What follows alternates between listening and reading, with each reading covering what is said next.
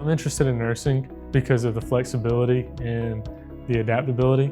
There's a ton of different nursing fields that are completely unlike each other. My drive for nursing is to show people that I care. There's people that do care about their well-being and people that generally wants to see them healthy. I would recommend practical nursing for anybody thinking of healthcare because there's so many routes you can take in healthcare and nursing. As an LPN, you don't have to do bedside, you don't have to do hospital.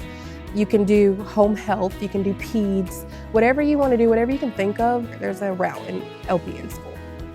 So I think the nursing program, while it was at the high school, was a really good foundation for everything. It was a good opportunity. I didn't want to pass it up. It's a year-long program. When I'm finished, I'll be an LPN, and then after that, I'll be able to enter the workforce.